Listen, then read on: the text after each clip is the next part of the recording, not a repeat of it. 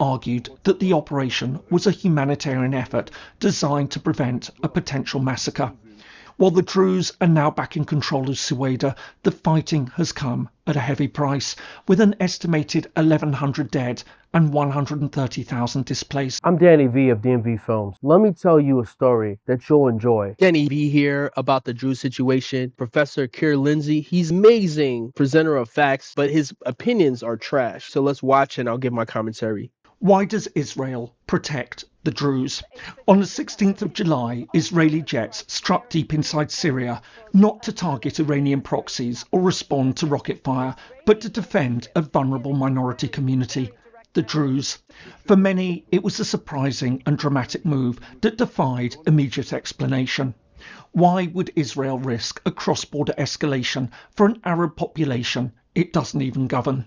Anybody who's been paying attention knows how important the Druze are to the Israeli state and to the Jewish people that live in Israel. Druze are a central part. They're probably the most loyal minority in Israel is the Druze. The Druze even sound similar to Jews. So of course Israel is going to go to bat for them. And don't forget, both Lebanon and Syria are run by jihadis. Hezbollah has been hurt.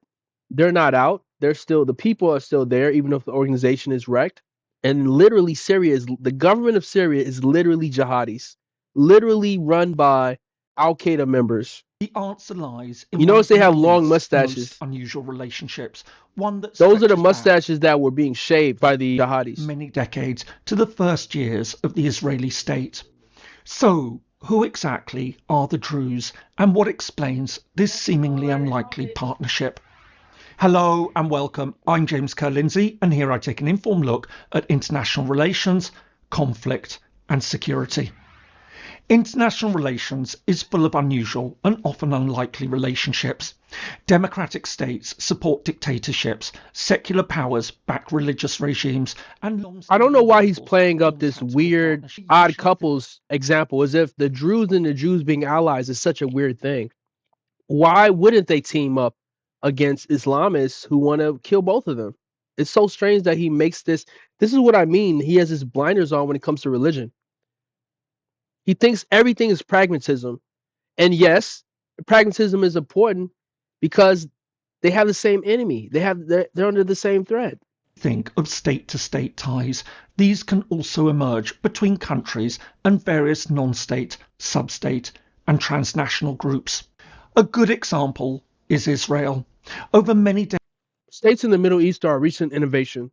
Every state in the Middle East today is really an ethno-state in one way or another. Saudi Arabia is run by the Saudi family, and it's certain tribes of Arabs that dominate it. You go to UAE, same thing. You go to Yemen, same thing. Certain tribes run the government, they run everything. Same thing in Syria when the Alawites ran it. Same thing in Jordan, run by the Hashemite royal family. States do not truly exist in these part of the world, maybe with the exception of Israel, but even Israel is a Jewish state. So you can't compare the Middle East and let's say America, where everyone's an immigrant and there really is a government. The government really is the center of the country.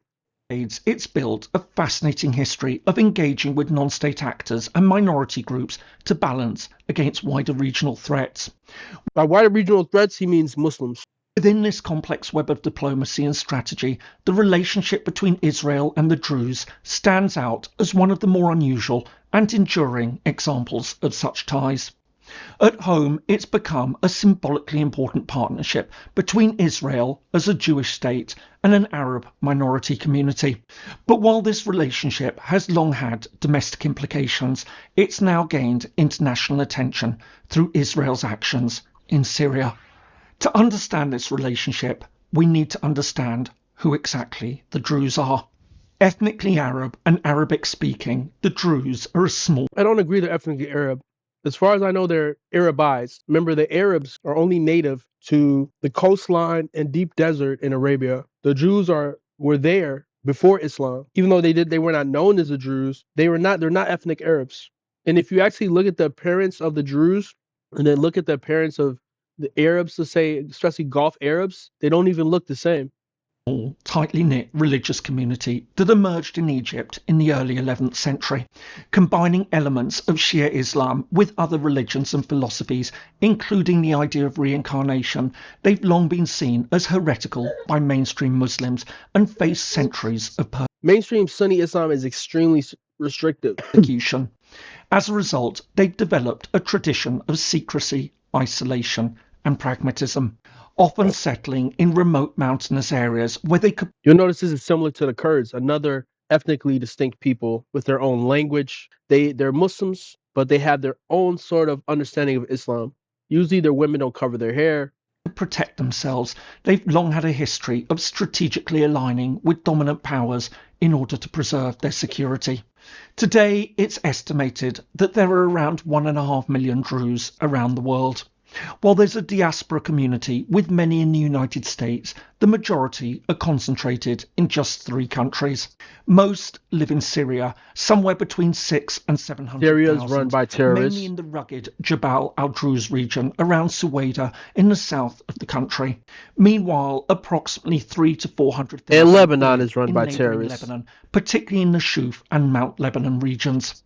Finally, approximately 130,000 Druze live in Israel, primarily in the Galilee in the Golan Heights areas in the that was taken northwest of the from country. Assad. But just how did Israel become so close to the Druze? Our story begins in 1948 with the partition of Palestine by the United Nations and the creation of the State of Israel. Although the new state was established as a Jewish homeland, it also included several. So there's so much wrong when people present this whole idea Palestine was divided in order to create the state of Israel. There's so many problems with that. You see the map that he showed, it showed the proposed division between Arab and Jewish areas. But remember, this never happened because the Muslims rejected. So this was only a theoretical state of affairs. It never happened because the Muslims rejected it. Also, it leaves out that Jordan was also part of Palestine. So if someone was just to watch this map and listen to this video, they wouldn't get any of this context, which doesn't take that long to share. But you'll never hear guys like this share those facts. Another problem with this whole idea of the Palestinians, everybody who's born in that land, including the Jordanians, should be considered Palestinians. That means if you're Muslim, you're Jewish, you're Druze, anybody. But yet, when we say Palestinians, the only ones considered Palestinians are Arab Muslims. Why is that? How is that right? So how is it if you're a Syrian, the Muslims who are of Caucasian descent, they're not considered Palestinians. The Arab Christians are barely considered Palestinians. It seems like only the Arabs get to be called Palestinians when anybody, Jewish, no matter what, should be called that. Nations and the creation of the State of Israel. Although the new state was established as a Jewish homeland, it also included several Arab communities, as well as the Palestinians. Again, with the Palestinians, also been displaced in the process. This also includes everybody who's born. Everybody who's born in that land should be considered Palestinian, whether you're Israeli today or you're whoever. If you're born in that land, you should be a Palestinian.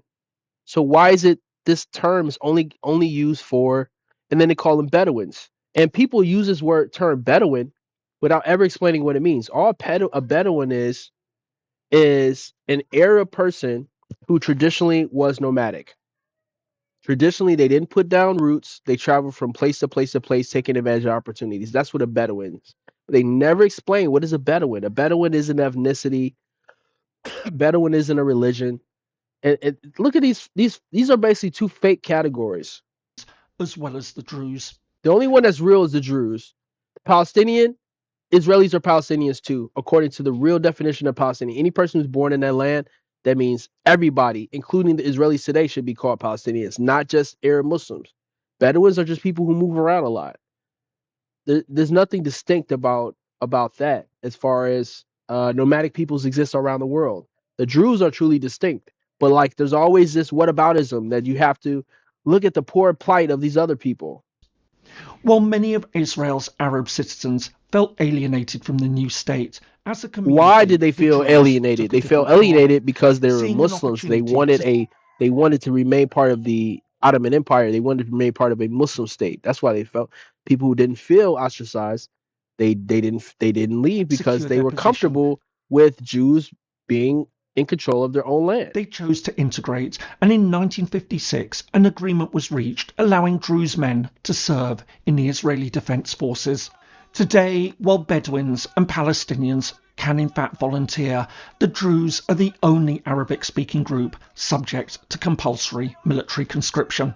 And while they once had their own battalion, nowadays Druze soldiers serve in regular In combat Israel, units, serving the as army well is as in like a other big parts deal. of the It's like IDF, means they're really part including of the special state, forces and intelligence units. which is part of the reason why it's so sore between the Haredim, which are the traditionalist Jews who are simply keeping traditions that have been passed down for hundreds of years, and the state. Because traditionally, Jews did not serve in the military. Traditionally, Jews do not carry guns. And so there's this rift. It doesn't mean people who carry guns and serve in the army. It's something that's changing, but it's part of the traditions of Judaism. Just like you have the Torah scroll and you have traditionally Jews did not serve in the military. Several generals. Indeed, many have risen to senior ranks, including several generals. At the same time, the Druze have steadily become more integrated into Israeli society, serving in the police and civil service in what is widely seen as a mutually beneficial relationship. For Israel, the Druze are not only viewed as a trusted and reliable minority, but also a useful example of Arab integration. For the Druze, it brings access to state resources, I don't think the Jews are political truly Arab. representation, I and don't. social mobility. And while some younger members of the Druze community have started questioning this loyalty, arguing that they face discrimination in many areas, the relationship overall remains strong. But while Israel has developed close ties with its Druze citizens, over the decades the relationship has also gone beyond the country's borders. Notably, it's also engaged with the Lebanese Druze. There, the Druze community has long been a significant political force, particularly under the leadership of the Jumblat family and the Progressive Socialist Party. And although Israel's main allies during the 15-year civil war were the Maronite Christians, there were also moments of cooperation with the Druze. Like I've been saying, all this stuff happening in the Middle East is primarily about religion. And in this part of the world, like it or not, religion is the most important thing, whether you're religious or not. Even if you're not religious yourself, the fact that you are a Muslim, or you are Druze, or you are Jewish, or you are a Christian, even if you're not that pious, the fact that you're a part of this community, because the primary religion of that part of the world is Islam. And in Islam, you're not allowed to just be a Christian or just allowed to be a Jew or just allowed to be Druze. You have to give the Muslims comfort. You're accepting the domination of the Islam.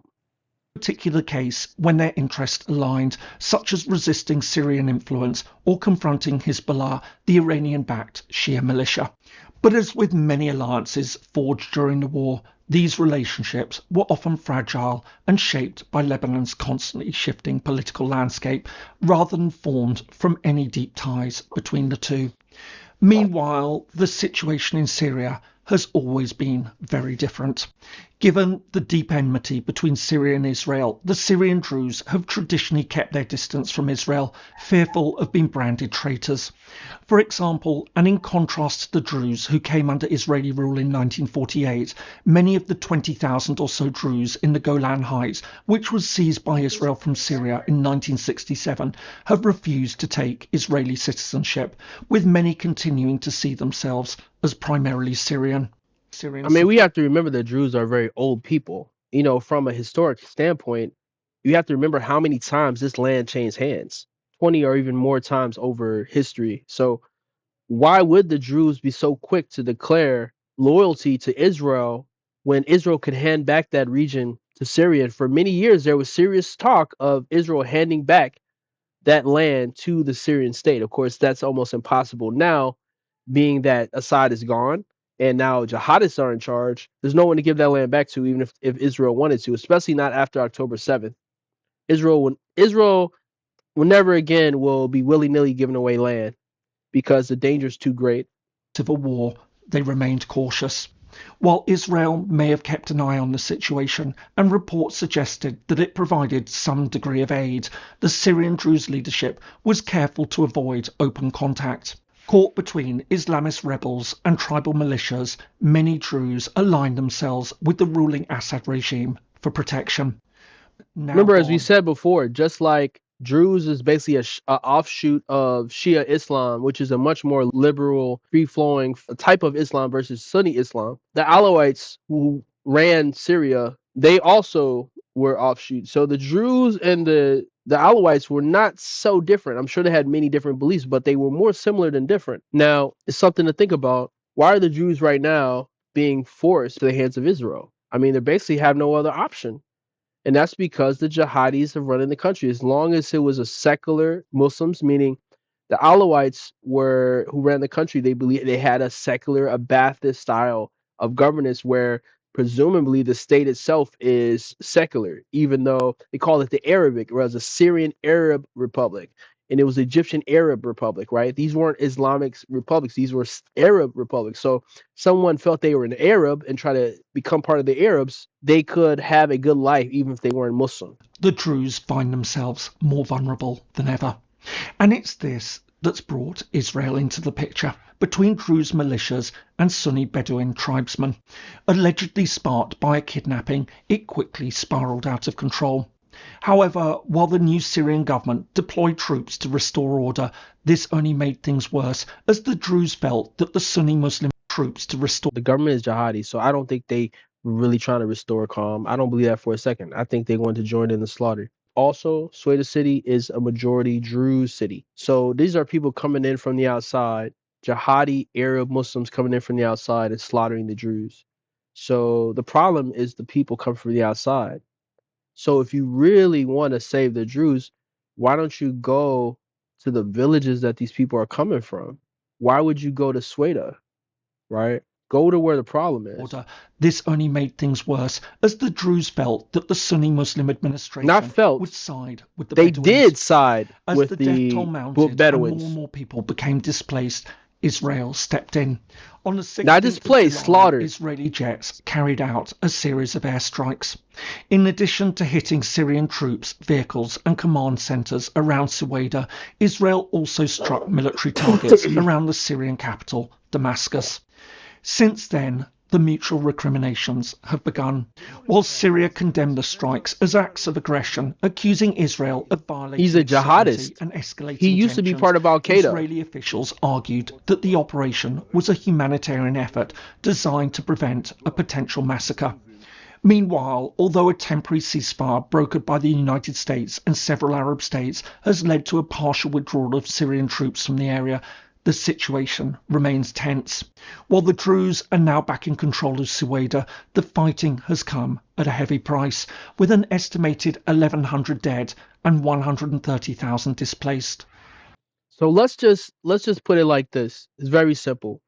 This is the Druze October 7th, and I can promise you 100% that things will never be the same in those areas because something like this has not happened in modern times. There has never been anything like this for the last possibly 100 years, right?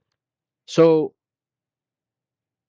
Israel has every reason, and the Jews have every reason to become closer than ever. And these areas are basically up for grabs. And Israel does not want this land. They're not interested in the land.